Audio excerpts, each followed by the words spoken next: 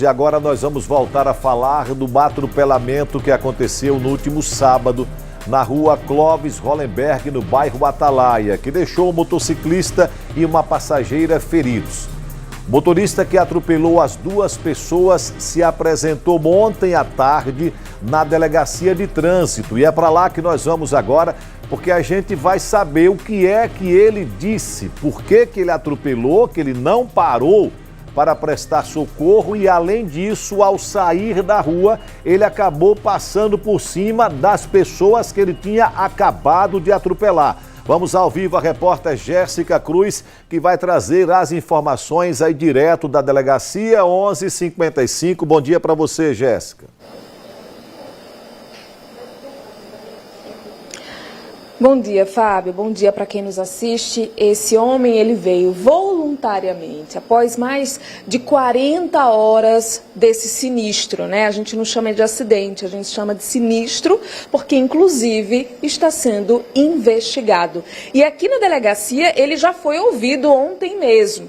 Ele disse que não viu as vítimas no chão. Por isso, passou quase que por cima delas, né? O vídeo é assustador. Nós estamos aqui na Delegacia Especial de Delitos no Trânsito para conversar com a delegada Georlise Teles, porque é justamente isso, doutora Georlise. Ele disse que não avistou e não estava nem embriagado. Sim, Jéssica, é isso mesmo.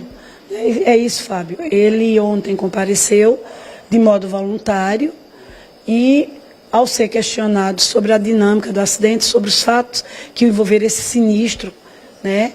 E que está sendo investigado, ele então disse que ele entra na via, né, no primeiro momento ele entra na via, que existiam várias pessoas, uma multidão gritando, enfim, e que ele se assusta e entra. E vai até o fim, né, e se depara com um muro. Ao se deparar com um muro, ele retorna. É um momento do vídeo que ele passa pelas vítimas. Então ele diz, veja, que não viu o primeiro momento, que no primeiro momento ouviu um barulho e as pessoas gritando. E com medo, ele faz o retorno para ir embora, porque a rua para ele era sem saída. Ele nega, na verdade não nega, mas diz que não viu nenhum dos dois momentos. E que só no domingo, familiares comunicaram a ele que ele estaria sendo investigado por um crime, né, por esse sinistro ocorrido no bairro Atalaia, onde duas pessoas haviam sido vítimas. Só aí ele toma conhecimento. E aí a filha passa a ver na rede social mensagens que ameaçam, ele fica com medo e abandona o veículo, porque ele na rede está a foto do veículo, da placa, e aí ele abandona o veículo em uma via, né? E aí eu pergunto, né? É natural que você pergunte, o senhor ouviu um barulho, pessoas gritando, uma agitação, né? E o senhor não parou, não sabe o que era. O senhor então tinha bebido, que é o que vem logo à cabeça. E ele nega, ele diz que nesse dia não ingeriu bebida alcoólica. Ele não teria alguma outra condição de conduzir esse veículo, porque diante de tanto impacto que o vídeo mostra, a quantidade de pessoas, os gritos, que a gente consegue ouvir os gritos de quem está lá, inclusive, em prédios próximos, né? É muito questionável isso, né, doutor? Ele disse, assim, eu tive medo porque tinha uma multidão, na verdade ele disse que estava fugindo de uma manifestação às 21 horas, né? Estranho, né? 21h40. Só que assim, a delegacia fica muito tranquila, porque a delegacia não precisa que ele traga os elementos, entendeu, Jéssica? E Fábio sabe, nós vamos buscar esses elementos. É a obrigação da Polícia Civil colher todos os elementos. E hoje a tecnologia é um aliado da segurança pública. E graças a Deus, na cidade de Aracaju, contamos com câmeras em todos os pontos da cidade, e outras tecnologias que robustecem o conjunto probatório, o conjunto de elementos que são trazidos aos autos. Então, a fala dele, o texto legal, né, o próprio Código de Processo Penal diz, a fala do suposto autor, ela por si só não vale, ela precisa ser aferida com um conjunto de provas trazidas aos autos. E a delegacia tem essa premissa, e essa delegacia, a equipe de investigação dessa delegacia já tem expertise na matéria, na investigação de trânsito, e temos a certeza que tudo vai ser elucidado e tudo vai ser muito bem esclarecido. A senhora citou que o veículo foi abandonado, esse veículo já foi inclusive localizado, encontrado pela polícia, né? Sim, esse veículo foi encontrado pela guarda, que nos comunicou. Imediatamente fizemos a apreensão e o veículo também, inclusive, já foi periciado. Foi submetido à devida perícia, que entrará no bojo do procedimento, né? Também nos orientará. Nessa perícia, dá para saber se o veículo estava com excesso de velocidade? Tem essa tecnologia específica? Veja, a perícia de trânsito ela é muito específica e ela é muito detalhada, né? Nós vamos buscar, a perícia vai buscar materiais biológicos, vai buscar todos os elementos que tiverem ali possíveis de serem extraídos e que robusteçam o laudo pericial, né? Então, obviamente, se for possível, os vídeos são periciados. A perícia do carro é uma, né? Porque a gente vai buscar outros elementos nesse veículo, mas é feito também uma perícia nos vídeos que são arrecadados, que são apreendidos, né? Que são colhidos, na verdade, apreendidos não, colhidos durante a investigação. Esses vídeos também são periciados. E a autoridade policial faz uma quesitação à perícia. Dentre essas quesitações estão, por exemplo, velocidade, alguns outros elementos para ver se é possível responder. Doutora, é claro que muitas pessoas, inclusive familiares, podem se questionar por que esse homem não ficou preso. A gente está falando de duas vítimas que estão hospitalizadas, um hospital de urgências, o outro num hospital particular. A moça, os dois estavam ali em percurso de trabalho. Por que ele não ficou preso? Olha, é bom esclarecer. Ele não foi preso em flagrante delito. A apresentação foi voluntária e após um prazo, você mesmo disse, de mais de 40 horas. Ele não foi preso. É muito claro no nosso Código de Processo Penal a situação flagrancial, né? Haveria que ter uma perseguição, e essa perseguição durar tempo, não poderia perder esse investigado, né, da linha da perseguição. Então não houve, infelizmente, não houve, mas eu tenho dito sempre, os familiares estiveram aqui hoje de manhã também, e eu disse, olha, eu sei que é difícil, né? E a polícia tem toda a solidariedade com as famílias.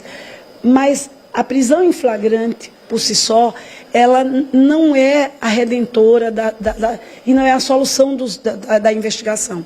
Porque a investigação é feita com muita cautela, muita prudência, né? E toda a investigação é feita na razão, na técnica, porque é ela que subsidia. E eu disse à família hoje, ó, ao final da investigação vocês vão perceber que fazer um inquérito robusto, com todos os elementos, foi muito melhor, porque a responsabilização ela é muito mais fácil de chegar através do judiciário, porque você oferta elementos, oferta um conjunto de provas. Então, realmente, não houve prisão em flagrante por esses motivos já dito.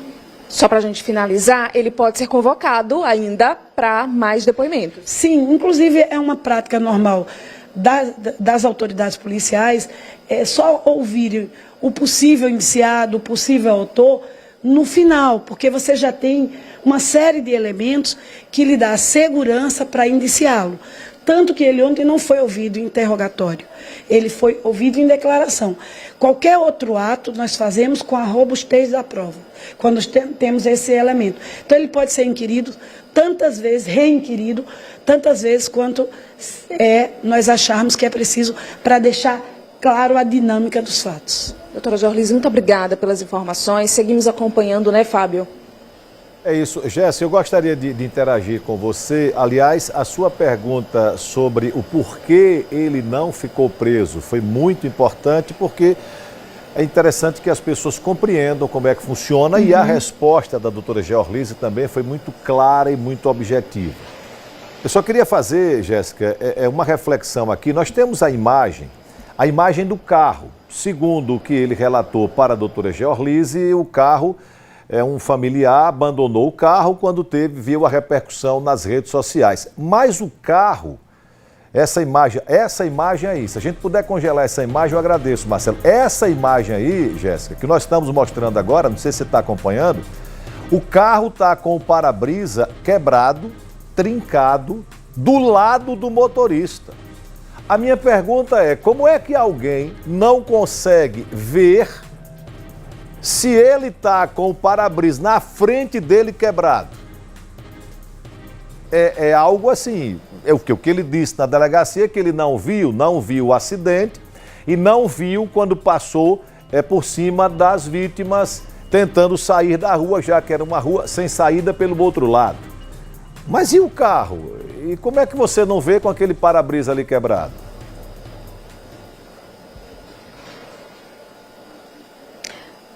Vou conversar aqui de novo com a doutora Georlise, porque, doutora Georlise, nós acompanhamos aqui a foto, inclusive, do estado desse veículo que agora está com a polícia. E o para-brisa quebrado, muitas danificações justamente do lado do condutor, né? O que colocaria em confronto o discurso, o depoimento desse homem que está sendo investigado, porque ele disse que não viu, não percebeu nada, só ficou assustado, mas com tantos elementos ali que levam a crer que algo está acontecendo e ele está envolvido, né?